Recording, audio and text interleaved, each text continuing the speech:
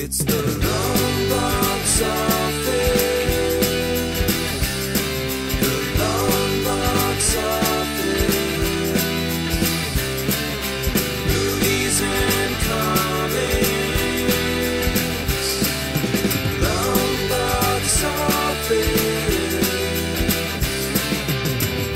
And now, the Longbox Office with your hosts, Matt and Sky. Hey everybody, I'm Matt. I'm Sky, And welcome to the Longbox Office. where we break down the past, present, and future of comic book movies. We do. All the time, week to week. All day and all night. We should start doing a podcast about We it. should. This week we decided to cover a little bit more of the past side of things with the comic book movies. In fact, we went to the first Marvel comic book movie, if it wasn't Howard the Duck. No, I mean, I don't remember what year Howard the Duck was. Probably before this. Definitely before this. Shows how much research we did before launching into this. No, but there are some shitty Captain America movies, and there's a shitty Fantastic Four movie that came out. But like, this was the dawning of the new era of the comic book movie. Yeah, it was before the first X-Men. Without this movie, we aren't living in the world that we're living in today. So This in the year was 1999. right, And this movie was called Blade. yes. And the most cheers has ever got was your fake cheer. There's probably some real Blade fans out there. Yeah, but we're not just talking about the 1999 movie. We're going to talk about the whole shebang-a-bang. That's right, the whole trilogy, including Blade 2, Vampiric Boogaloo. No. Actually, not technically the whole shebang-a-bang, but the three movies, not the TV series that starred Sticky Fingers. Sticky Fingers. That no one ever watched. Yeah, and this may lead to the future speculative. That's Speculative. Not a word, but yeah, thank you. Yes. But there's possibility of having a series with Blade's daughter. So that's been read talked about that the other day, yeah. Which, So who knows? we'll get into that, I guess, towards the end. But Right. Blade Facts first appeared in 1973. In what was it? You remember? The Tomb of Dracula, Number 10. number 10. A comic that's on every comic Yeah, that's shelf, up there with comic fan Amazing shelf. Fantasy number 15. Created by, I'm amazed there was 10 issues of the Tomb of Dracula. There's probably more. There was a ton. There's like 40 of them or something. Yeah. But and he was a villain. Marvel's Dracula was a supervillain. So at one point, like, you had Dracula as a supervillain in Marvel, and you had pretty much the devil Yeah, Mephisto. as Mephisto. Yeah. And you had Morbius, the living vampire. Right. Yes. So Only living because of the comic code. right. You know, Yeah. he's not dead. He's the living vampire. Yeah. So it's fine. That Frederick Wortham, you son of a bitch. I just think of him in the Spider-Man cartoon from the 90s. Morbius. Frederick Wortham? Oh, I was like, he made an appearance in the cartoon? That's kind of Spider-Man whooped his ass. strange. Just for being old. Fuck you. Yeah. They really went dark with that episode. Like, nobody gets it. No, Morbius is. I remember him from Look, the, kids, from it's the Frederick Wortham. from the cartoon. Mm-hmm. Yeah. Yeah. He's created by Marv Wolfman. Or Or Wolfman. Wolfman. So you know he's going to be creating monstrous things in comics one day. Like Gene Colan, Who's the also. artist? Yeah. Colan, I think is how you pronounce it more, but it just looks like Colon when I read it. Yeah, you know the guy from Very, very famous Daredevil artist, and amongst other Punisher. characters. Yeah. yeah. And Marv Wolfman also created Nova. You didn't know The that. original Nova. The original Nova. We're talking Dick Ryder. I mean, Richard Ryder. Any chance you get to make that joke. Gets no realer than Richard Ryder. And, yeah, so kind of an interesting combination of characters that he created. Huh, yeah. But he was a vampire hunter. The character Blade was a vampire hunter. He was also referred to affectionately as the Daywalker. Because he's he's a hybrid. He's half vampire, half human. He's an anomaly. And he doesn't have the weaknesses of the vampires. Mm-hmm. He's got all their strengths, none of their weaknesses. Very convenient for the plot of a movie. Especially one where you need to be outside during the day at some point. Guess who wins? Spoiler alert, it's Blade in all three. which is shocking. Which is kind of hard. Like breaking news. Which is kind of weird for us. Like watching, we recently actually just watched all three of them, and knowing there's another movie or two down the pipeline when stakes are high, no pun intended, and Whistler dies, first stuff movie, like that. The big dramatic death of Whistler, who's basically Blade's sidekick / father figure, / weapons designer, dealer. / country singer, as played by Chris Christopherson. But he has this big impactful death at the end near the end of the movie. And then the second movie's like, let's go get Whistler. He's still alive. And it totally just cuts the legs out from under the first movie. Like, any dramatic tension that it had was just gone. And knowing that when you go back and watch the three of them, you're like, well, he'll be fine. He's pretty much indestructible, Whistler. He's got a shitty leg, but he can somehow survive anything. Like, even limping around the whole time.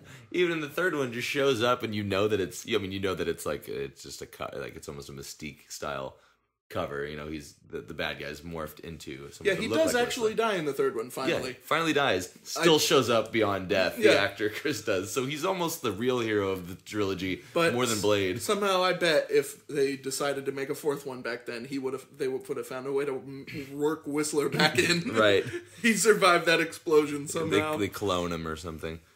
But he was definitely a highlight for me. Chris Christopherson as Whistler. Him and his dynamic with Wesley Snipes as Blade was one of the better parts of the movies for sure. He's just a tough old dog. He's a tough son of a bitch. He is. He's like, God damn it, Blade. What I want to know is how they financed any of that. They never say it and then in the third one, which we just finished watching, Blade is like going in to be like the Night Stalker's little warehouse thing, and he's like, how do you finance this? It's like, you never asked that about your fucking situation. You just have all these weapons. Has this nice muscle car that's like souped up. Yeah. And all these weapons that they keep getting new ones each movie, and the security in their little warehouse gets better and better, but what does Blade do for money? Yeah. Is there a vampire like hit list that he's getting paid to take out certain vampires? Like, you never really find out. Or does Whistler just like have a job at the gas station down the street? Whistler's just a rich guy, and we just don't know it. He looks like a family fortune.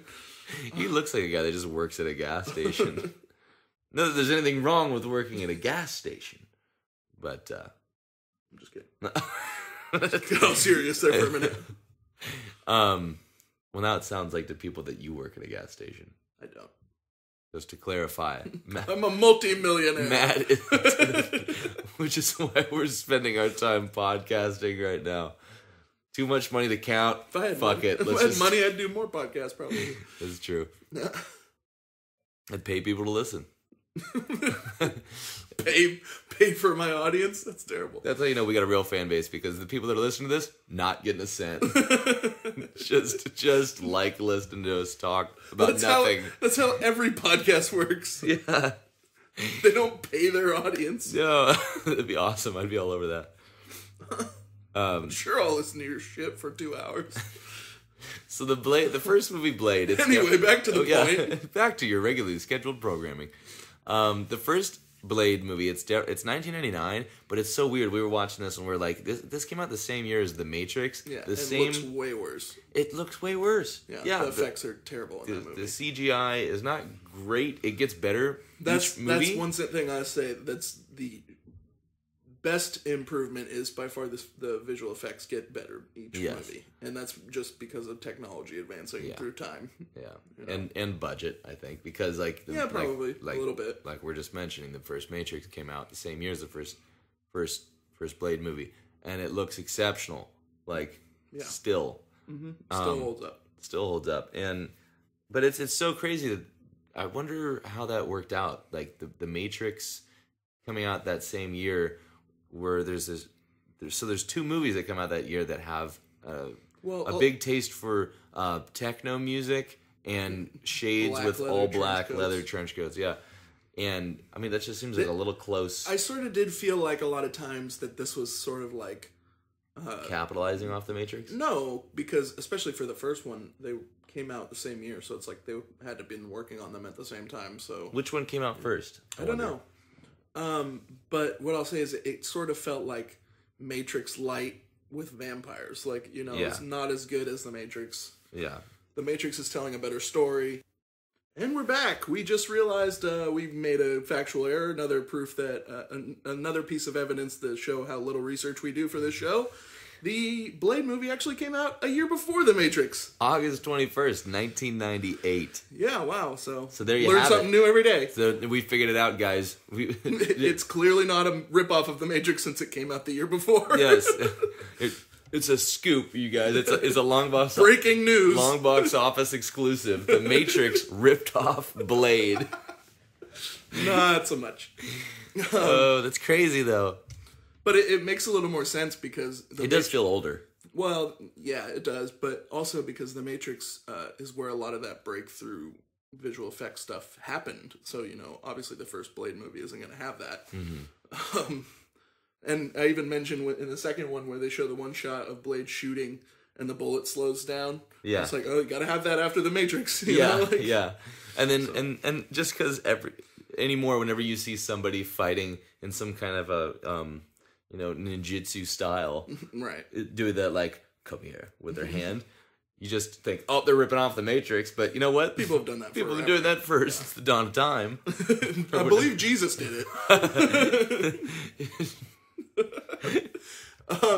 But yeah, that was in the second Blade film, actually. but like Jesus. I was saying about just feeling like a lighter version of the Matrix, not lighter as in happy-go-lucky, but like just not as good. The fight choreography is still really good in Blade, and it's very entertaining to watch him, kill vampires in different ways, and use all his weapons and gadgets and all that crap. But it's not as good as the fight choreography from the Matrix. But what is, Yeah, nothing. Nothing. John Wick's pretty good though. You should Still see that if you haven't. Still gotta see that. I heard it was wickety whack. Who told you that? They should be shot. Nobody. Who told you that? Like, who gave you that exact in front of the movie? This is all get cut out. Yeah. Our John Wick discussion. Like, what? Why is John Wick getting a whole podcast? It's not even a comic book movie. It's not? Like, I'd believe it if it was a Yeah, weird if someone graphic said novel. it was. Yeah, exactly. Yeah. Anyway, back to Blade. Back to Blade. That was what the sequel was called. That- Blade 2, Back to Blade. Still blading. Blading with the best of them. It's just Blade with two A's. Yeah. What? Yeah. What? That's great. That may be my favorite moment in all of our podcasts. You No, I agreed was- for just a I was, second. I was trying to move on to my next point and Yeah. just then actually listen to the you stupid had- shit that came out of your mouth. You had a point? Usually do. Oh, okay. I tried to anyway. Make it. No, I pointed out to you when we were watching the second Blade movie how all the they all dissolve into ash and rubble. Golden dust, yeah. Rubble. But in the first movie, it happens like in the one scene in the beginning, Mm-hmm. like 5 of them, and then the rest of them they just turn into bodies. Yeah. Like they don't just fall down. I mean, I think they were already bodies. Shut up. But yeah, he shoots them and they just fall on the ground. And Yeah. I was kind of wondering, It's like, why use that effect at all if you can't? yeah, if you know. can't have the budget, maybe it was just a budget thing. I'm sure it was a budget thing because Like, we only have 3. we have $10 for special effects. we have a maximum quotient to meet. Quotient. We have both a quotient and a quotient. That's why we can't do it. If we just had a quotient, we could make it But work. while we get to the goddamn quotient, This may be the dumbest episode we've done, and that's saying something. if you're listening, God bless you. I thought you were gonna say, "Go fuck yourself." Go fuck yourself. You wanted to hear Blade? You're just hearing this random shit. Just annihilated our whole audience. Just, All right. Just 'cause. Again, let's try this. Back to Blade. Oh yeah, that movie we watched. So the first one, I've heard a lot of people say it's the best one, and I Yeah. sort of get that, I guess. Cody but said that too. Yeah, a lot of people say that. it just it's just so dated. I know I would feel different if I had seen it in 99. You did see it in 99, but I haven't. And 98. This was... Fuck! In 98. And God damn it. And 2000, for what it's worth. I've If seen you saw it in 97, I'd be impressed. It's kind of like a Christmas story. You just put it on every year as tradition. Every Halloween, we watch Blade. It's on the 7th night of... No, anyway, but I didn't see it. Hanukkah. I didn't see any of the Blade movies in theaters. I never had the desire to see these movies until I had this goddamn podcast. Yeah. Until last week. So yeah, I've now watched all 3, and I'll never get those 6 hours back. Nope. But there's some entertainment to be had for sure. Mm-hmm. I honestly think it's a toss up for me whether the second or third one is the best one, in my opinion. But for me, I think that's because the first one it feels so dated, all the way back to 98. I will say these are you got it. These are better movies to watch with somebody else. Like I enjoyed tearing these movies apart while we watched them. Yeah. More than I ever did just watching them by myself. Right. Yeah. And you know what? To me, the first 2 Blade movies, there's not a lot to be enjoyed. I think is it. There's just not a lot of enjoyable things happening. And to me, the third one didn't do it enough. Like there were more enjoyable things, like I'll kill you, motherfucker, or whatever he said. I'll kill you, motherfucker. Yeah, which is a great line.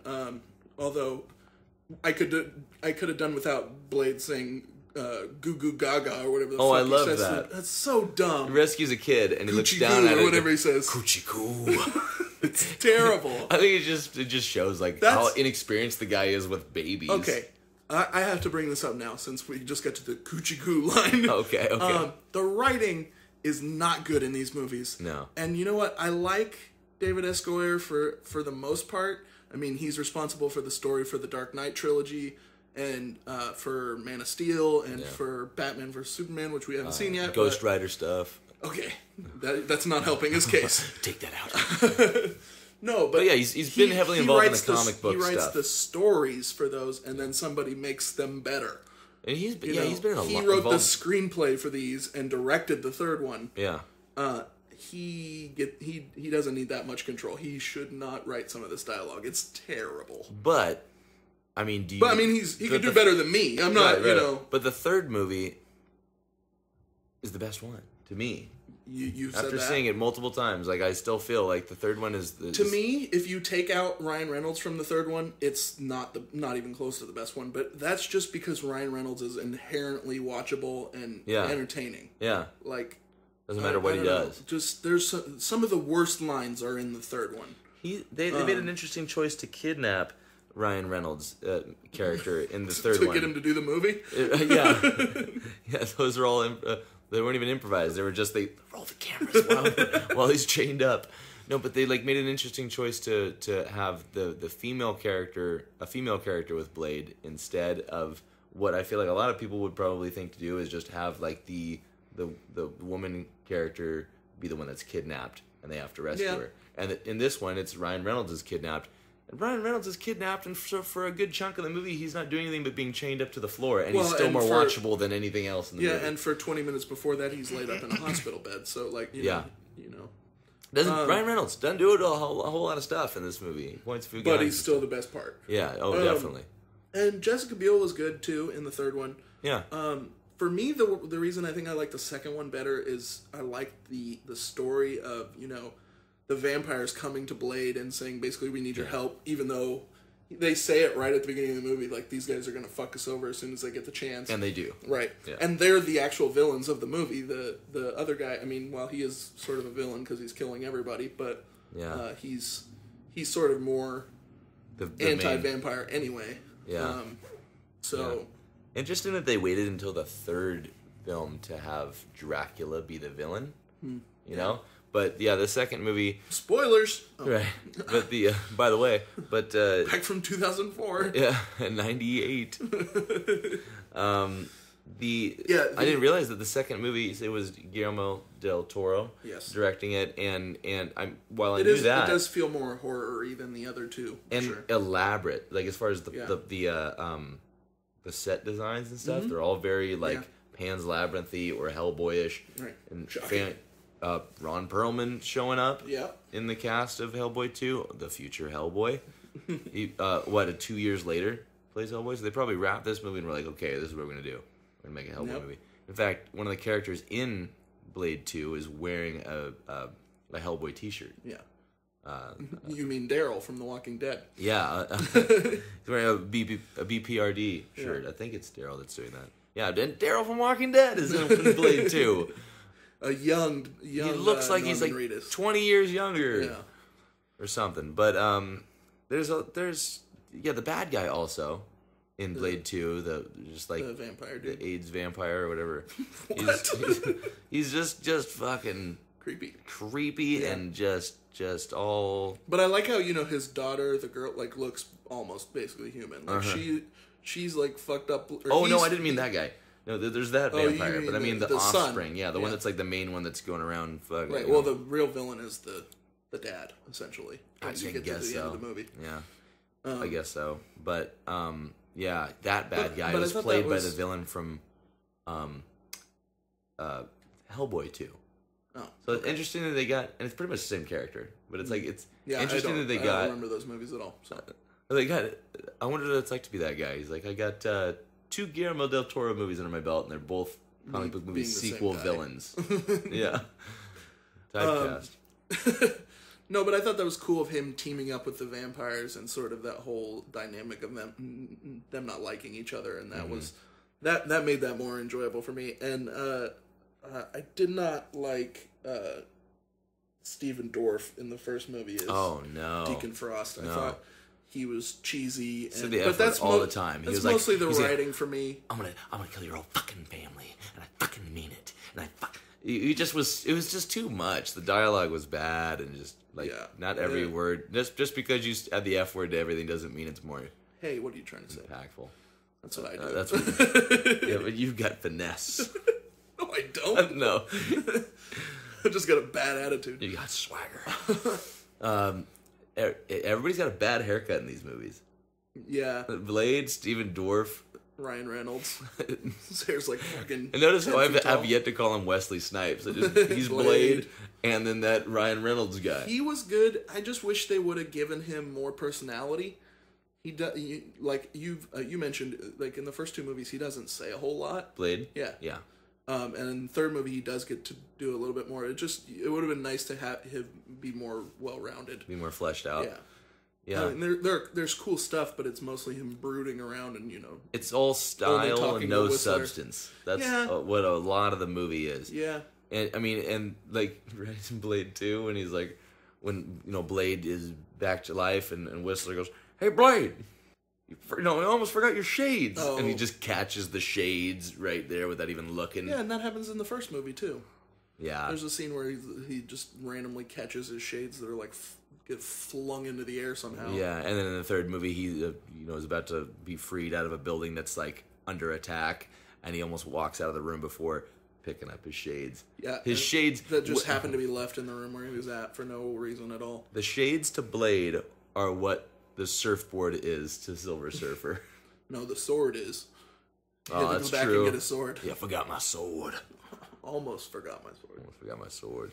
A lot of the jokes fell flat, Yeah, but that's what it needed more of that though, but better, not as shitty. that's the thing is, there wasn't a just joke in the Blade trilogy until the third movie. Yeah. There was like no joke, Well, no we should- humor, nothing in the first 2 We movies. could get into that a little bit. We mentioned that Ryan Reynolds is sort of the best part. Literally, all that movie did for me was reassure that he is the best person to play Deadpool. Yeah, and we'll definitely Every line he says is like, that could have been a Deadpool line, that could have been a Deadpool line. Like even back then maybe he wanted to do a Deadpool movie, and I that's can't. What did he call the girl villain?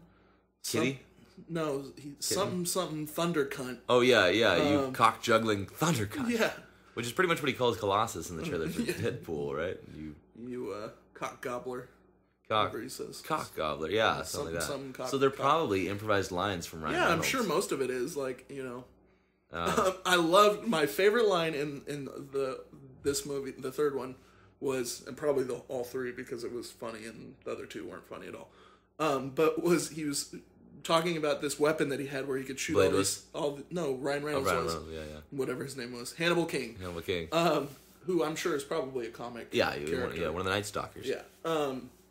But he's talking about all this stuff, and then he's like, it doesn't have the range of a sword. Yeah. It's just such a Pretty great funny line. movie. He's just, naming off all the things that his gun can do, all the great things it can do, and then just, offhandedly remarks, You basically have to be 3 feet from the guy to kill him with a sword, but, yeah. Of course, it doesn't have the range of a sword. That was really good. it's just, makes it even funnier because Deadpool has swords. I do also like when they say that they're the Night Stalkers. Yeah. When he's like, who are you? We're the Night Stalkers. And Blade goes, sounds like a rejects from a Saturday morning cartoon. Like, well, the Care Bears were taken, so. Yeah. Pretty funny. Yeah, but it's literally all Deadpool lines, essentially. Yeah. And that's the thing I feel about Ryan Reynolds in all of his movies is, before we, go on our Ryan Reynolds podcast. Yeah. But, like, all those, like, he just has all those smart-ass comments that just sound like Deadpool. It's, like you mentioned, he's the equivalent of Robert Downey Jr. playing Tony Stark. It's just, that, they're inseparable. that much of a match. It's like, just you don't perfect. know when they're acting as a character and when they're not. Right. They are them, and it's inseparable. It's great. I can't wait to see that movie. They need to make an episode, a movie where Ryan Reynolds, is killing vampires in college dorms. You can call it Hannibal King. So bad. Wilder. Yeah, I got it. The sequel. Still blading. Still blading. The soundtracks to these movies are Terrible. Well, the third movie, Still terrible. still not great, but an improvement upon the first two. But I mean, it's very. Well, there was action. the Mos Def song in the second one, the I against I, which I don't know what the hell it's talking about, but it sounds awesome when it shows him on screen, Blade with the shades and all these. I just think a lot of action movies from the late 90s, early 2000s all had that sort of like, all right, fight scene. Here's this, sort of techno-y, Trip-hoppy, hip-hoppy, shitty rave music to fight to. There's a rave scene in all these movies except for the third one. Except for the third one. There's no... Maybe that David Goyer is somewhere in the no room. more raves! He was like, you know what? We're just gonna fuck with the audience. They're gonna think a rave scene is coming. Nope. Taking it out. No dancing. Yeah, and I was waiting for a musical number. I had heard that scene in the first one was supposed to be, like, everybody talked about that scene being so really cool, the rave scene where, like, the blood's coming from the ceiling and then Blade shows up. It's a cool scene. It was when you don't expect it, too. But it's also, like, any action scene from any... Like, it wasn't anything special to me. Yeah. Like, it wasn't something that I'm going to remember, 2 minutes from now. I do remember that, and it being... I mean, you felt like from the beginning of the movie that it was a shitty part of town. It was lame, sketchy looking people. They were in like a meat cooler they were in like or something. They're in Paulie's workplace from Rocky. But meat hooks hanging from the ceiling. Yeah, no one's punching them though. I'll tell you that. They walk in, and you can already tell from the beginning of this movie that there's something bad looming. Yeah. Something wicked this way comes. And it pays off. And it does, you do know all of a sudden it goes from bad to worse. When he's the only person in the whole crowd and there's the blood dripping from the ceiling and he realizes he's in a vampire rave. That's something that you kind of realize as an audience member, I think, from the get-go. Unless you know what Blade is going into it. But you're going into a movie about a vampire hunter. Yeah. So you're assuming these are probably vampires. But especially once the blood comes from the ceiling. Yeah. And it's called like Bloodlust or something like that. Like all of a sudden the DJ reveals it's like an event, and they're all drinking the blood from the ceiling. It's gross. Yeah. But it's a good setup for the world. The best part of that scene is not even the action when Blade starts killing everybody, which is cool. It's fine. Mm-hmm. But it's the first reveal of him where it like starts like him slow, and then like the camera pans up to reveal Blade, and that's a cool introduction to the character. It is. Yeah. So. What are some of your other like highlights from all of the movies? All three. For me, I liked Donald Logue in the first half of Blade 1. Oh, and then in the second half, he's fucking terrible. Just so bad. But yeah, he was really good in the first half. He was a good like lower tier, not the main villain, but like the next step down. So that was cool. All the way it's up to- okay to have like the guy that you love to hate, the annoying just punch that little guy Yeah.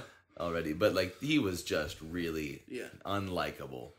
Donnell Logue with cornrows is just already up to pushing it. the fight scene when they're like the subway train, that whole like up to then, and then after that he's terrible. Yeah. The sun rises quite fast and sets quite fast in these movies. I said, too. what did you like? Oh yeah.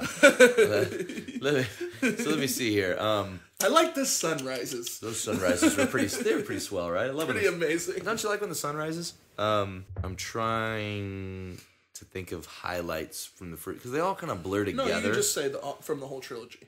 From the whole trilogy, yeah, they all kind of blur stands out together. to you. I mean, Whistler. The inclusion of Whistler for sure. is I think what keeps the first two movies. It's good to have a character like that shows Who can act, you mean? He's not that great. He's better than 80% of the people in all of these movies. Well, when you have another character that doesn't I'll say speak that about almost at all, then it's not hard to top. He's good for exposition, But I'll say that Blade 3 definitely has the best cast of all three. Oh yeah, by far. But it's good to showcase a character like Whistler, because you believe that this guy's been kind of taking care of Blade for a long time. Yeah, he's a father figure, and he's just as gruff as Blade is. Yeah, just not. They both have an attitude. He's just more outspoken, so you buy that, which I don't think is really an easy sell. But right, Whistler, definitely a highlight. I'm trying to flash through all the movies in my mind. I really liked. We can go back and forth so that you can think about it. I really liked Ron Perlman in the second one. Just the whole him wanting to kill Blade really bad, because basically the setup is that group of people were like, that task force was built to kill Blade, but then they had to end up working with him in the second one, and I thought that was a cool dynamic. Mm-hmm. And I just like their whole back and forth of like, eventually they're gonna kill each other. Like yeah, it's so not. That it's not was a fun to. It's not to a. see. It's not a Marvel team up. Right. Number one, Yeah. I don't.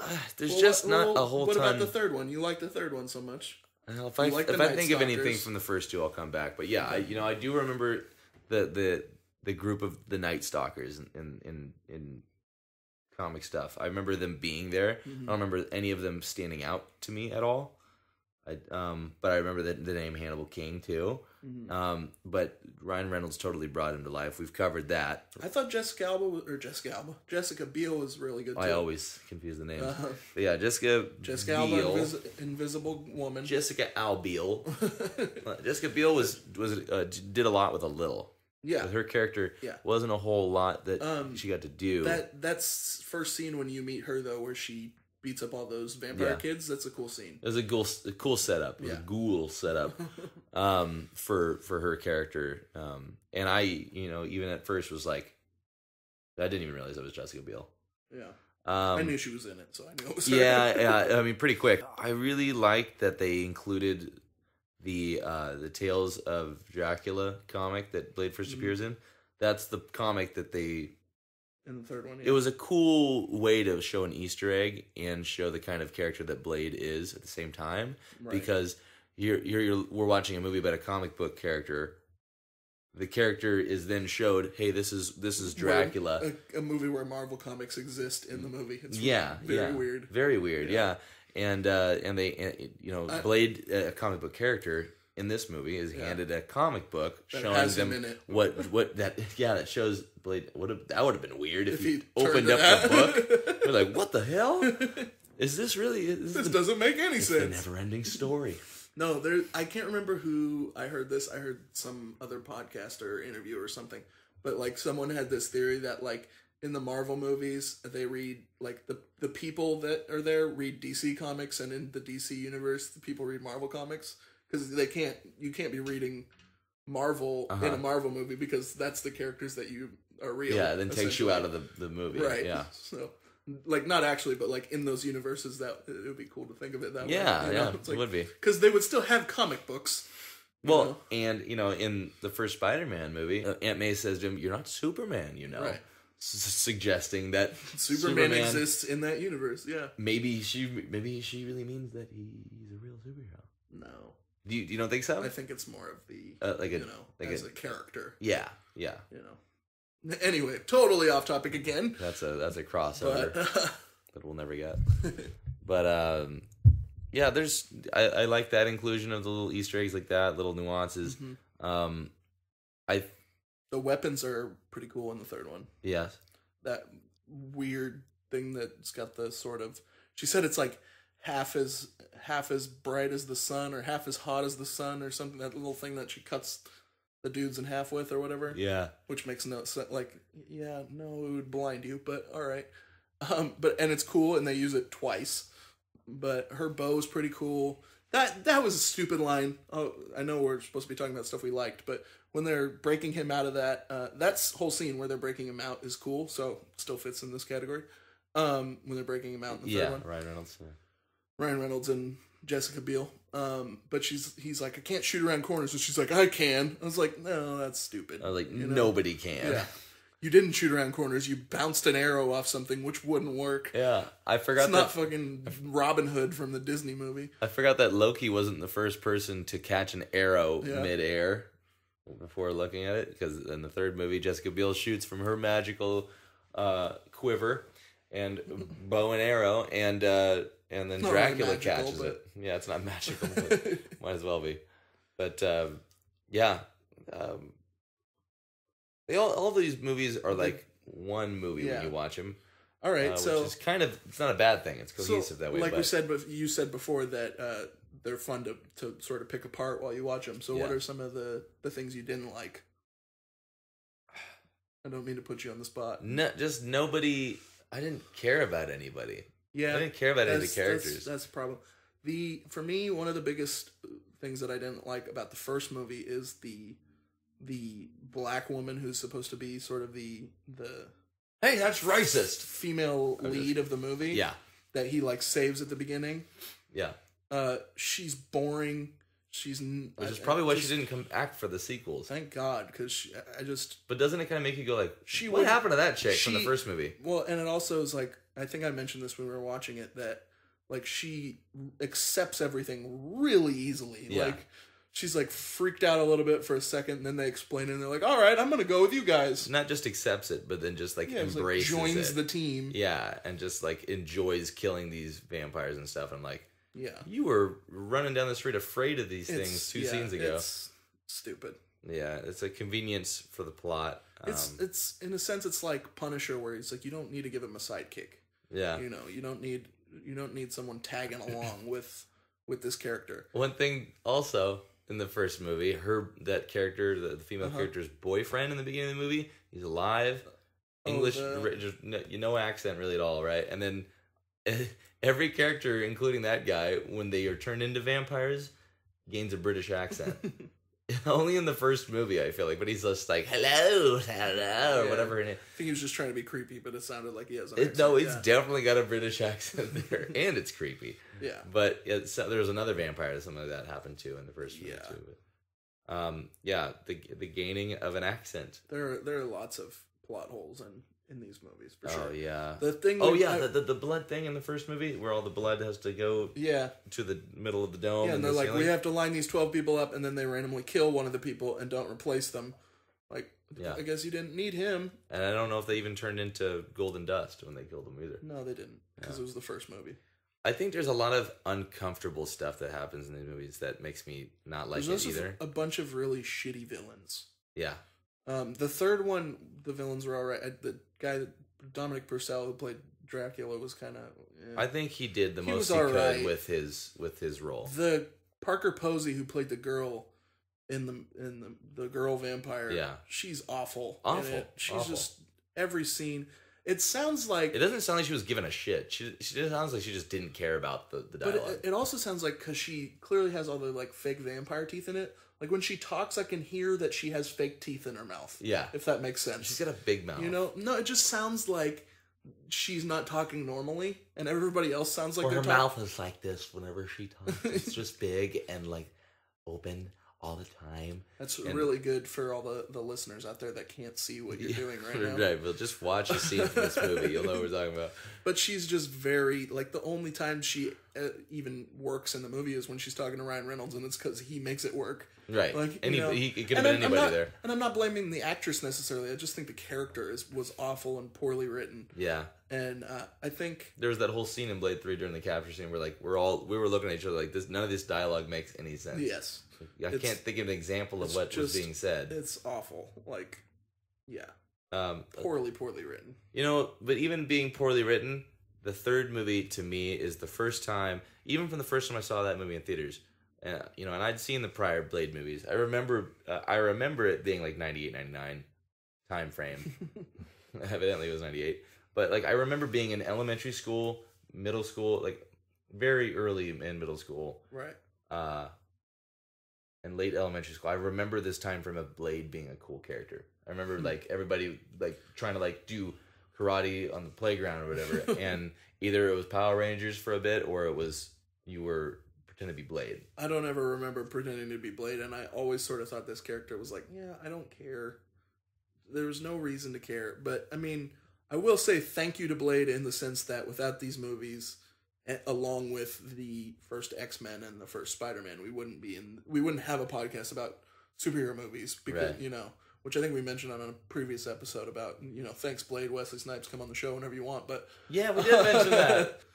But yeah, so thanks Blade for that in the sense that these movies helped bring along usher in a new era the comic book way things are now, you know, where next year or this year we get 7 comic book movies, which is insane. So yeah, and this was one that took it seriously. I mean, very seriously. Yeah, but my problem is they either need to make it as serious it is, but make it darker and make it more violent and more, you know, horror-ish, like which I think they kind of tried to do in the second one.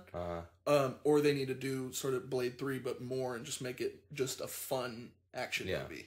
Well, with Blade 3, the first 2 are so joyless.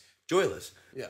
The third one though is I watch it and there were so many elements in there where, like, even from the introduction of Blade, coming out of that building, you see him and the music and the way it's shot, the humor.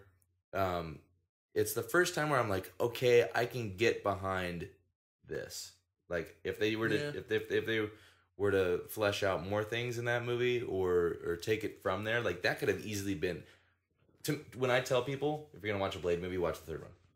Yeah, I don't know what I would tell people. I think the second one's probably the best one in my mind, but just as far as story goes, it feels the most. The third one to me feels like the most like a Marvel movie out of the 3. You know, I can understand that. I think they could whittle all these down to 1 or 2 decent movies. Yeah. But one thing I know we both talked about in the first 2 movies is there's some stuff that's like really gross. Yes. Which if they're going to more that horror aspect, maybe that would work. But every time it would happen, it would just take me out of the movie and be like, why am I watching this? I'm not enjoying this. I feel like you're appealing to a very small audience of people that wants to see that. People that hang out at tattoo bars and Hot Topics and shit. You're talking mostly about the scene in the second one where they're going through the dance thing. Okay, that's the guy's back's ripped open. The guy's got a back rip open, and they're like doing something to him. They're like throwing metal objects in him and like torquing it. I don't remember what they were doing. They're ripping open his back, and the guy's just like clearly fine with it and enjoying it. A kind of a gruesome tattoo thing that's going on, and in this dance club scene, everybody's like, there's at one point 2 people have razors and they put them in their mouths and start making out. I'm like, this kind of stuff. A little much. It's not. And if you want to appeal to like everybody or a lot more people, the first one has this random character that's like super fat and just doesn't move and is extremely gross, and then it gets like explodes or something at the end. From UV rays of light, and like just gets burned horribly. It's just completely unnecessary and doesn't serve any purpose for the movie. It's not like it's a comic book character, as far as I know. You could almost define it as gore porn. But it's not so much gore. It's just like gross out. It's not, you know. I mean, it's kind of gory in the second one with the back being maybe open. A little bit, But I mean, even in the first movie, other than the just the whole part with Blade being trapped in that tomb thing, and like the blades cut his the razors cut his wrists. There's a lot of wrist cutting in these movies, and I get you're going to see a movie about vampires, but I want to see it. To me, I want to go see a comic book movie that has vampires in it, and I think they were at the time doing more of a vampire movie. Well, yeah, it's like obviously the X-Men was more successful and some of the stuff like that, but like those movies were very much not faithful adaptations. Yeah. I think Spider-Man was the one that like immediately we're gonna do it like the comics right away, and Except it for Green worked. Goblin, yeah. And it worked. Yeah. But like X-Men kind of strayed away from. They're all in black leather. Sort of Daredevil's kind of that way. Punisher a little bit. Punisher's more true to the comics, but all those early comic book movies, or early of this era of comic book movies, are sort of in that tone where it's like we're trying not to be comic book movies. We're trying not to have all the bright colors and and now we're totally in the opposite mode where it's like do it like the comics, embrace it, tell everybody this is a comic book movie. Yeah. Don't try to hide it. Right. Like we were talking about when we were watching the third one, it's the first time you see the Marvel logo at the beginning. They're not hiding the fact that this is a Marvel property. Maybe that's how it got implanted in my brain. Like around the first second of this movie, You're just see like, the I Marvel like it symbol. better. You're like, oh, this is good. I'm all right with this. Yeah. But you mentioned Morbius, the living vampire, earlier on. Like 4 hours ago. Yeah, I had thought about that, and I thought, he could have been a good villain. he could have been a really good villain if you're gonna. If I you don't wanna know keep who it, has the rights to him. Probably Sony. probably Sony. This is New Line did this, so. Yeah, but if you're gonna do, So I would think he would be in the Spider-Man yeah. universe. Well, is there anything else you wanted to talk about as far as the 3 Blade movies? I think we pretty well covered what the movies. The chunk of it, yeah. The meat and potatoes. The thing I'll say is Blade for me is a character. I think I talked about this a little bit with Ghost Rider, where it's like it's not a character I really see holding his own story. Yeah. Like it doesn't. It's not enough. Yeah. I mean, he's okay. He hunts vampires and he's half vampire essentially, and then you kind of have to make shit up to make the story make me care about it in any way for more than like just a 1-issue comic. Yeah. Or a movie. one movie. Yeah. It's just like I'm sure there's someone out there could make a good Blade movie, and I would. Somebody out there's got a good Blade script. I'm sure. Yeah, probably right now. But for me, he's somebody that I could see as a more of a side, not a sidekick, but like a side story in a movie, like where he's not the main. Yeah. The main part. For me, I think it would be really cool if he like showed up in like the Daredevil Netflix thing. For, yeah. like 3-4 episode run or something. Yeah. Or maybe like Iron Fist because it's a little more unrealistic and martial artsy. Yeah. I think that because I remember them talking about. I could see. I was gonna say I could see a Blade Netflix series, but I just don't think there'd be enough of an arc of a story that I would care about to see. Well, if they're talking about possibly, there's a secret Marvel show in the works. Yeah. Now it's not for Netflix; it's for like ABC. Yeah, something like that. So it's probably not going to be Blade. And there had been talks previously about them doing a show about Blade's daughter, and I don't know. And I saw it before I even heard about that. I read about that last night, but it's like a month or two old. But is it okay? So, but I remember seeing artwork released of Blade's daughter, and she's in the comics, right? She's gonna be. Oh, okay. Like I think maybe that's what it was. That maybe it was with the all new Marvel, whatever the new one's the called. all new, but. All new, all different, or whatever it's called. Yeah. After the post Secret Wars Marvel. That was one of the things that they were talking about launching was a run with his daughter. And that which could be interesting, and especially if you brought Wesley Snipes back to have a small role in the show would be cool.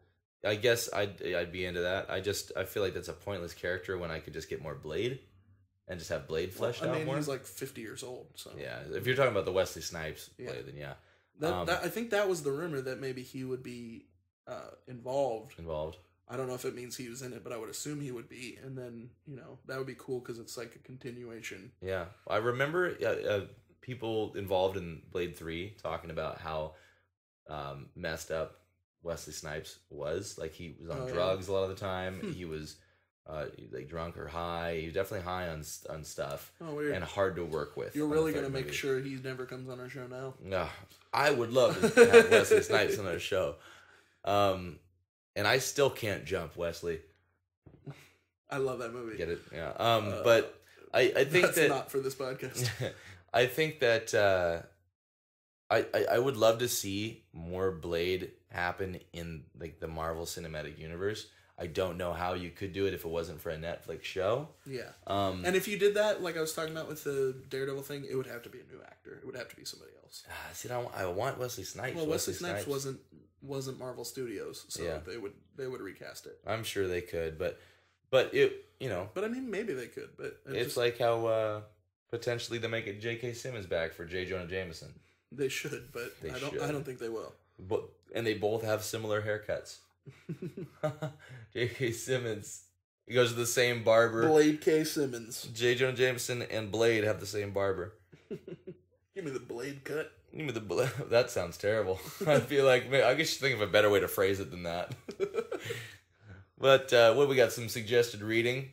Oh yeah, the Marvel Max, the Blade Max series that started in 2002 and ended in 2002. No, there was like 6 issues. Volume 2 was in 2004, so I mean it's kept going for a little bit. I don't know if there's Volume 3, to be honest. I like think I said, we ran do like a lot 6 of research. Issues. It was a mini-series. And then he apparently shows up in the Ultimate Spider-Man storyline at some point, and I've read that some people really, really dig that version of Blade in the comics. But I also read that people have said that the best version of Blade is the movies. So, he's not known for having, a deep comic backstory. Yeah. Well, let's just hope that the best is yet to come then from Blade. And I don't think we're going to see... I mean, if the show with his daughter doesn't happen, I don't think we're seeing Blade anytime soon. Yeah. So... Yeah. I think that pretty well wraps it up for our Blade What issue. a down note to end the episode on. I'm pretty sure we're never going to see him again. And next week... no. Well, this has been the episode on Blade, the Blade Trilogy for the Longbox Office. Matt, tell them where you can... Hope we saved you the 6 hours from watching the movies if you haven't seen them. Yes. Matt, tell them where you can find us. You can always find us on Twitter at Longbox Office. Send us a tweet and let us know what you'd like to see for future episodes. You can subscribe on iTunes to never miss an episode. Also, we're on SoundCloud and YouTube. Yeah, so feel free to subscribe away. Click that button. Let us know what you think of the episode, and we will see you next week. I am Sky. I'm Matt. Until the next clobbering time. Flame off.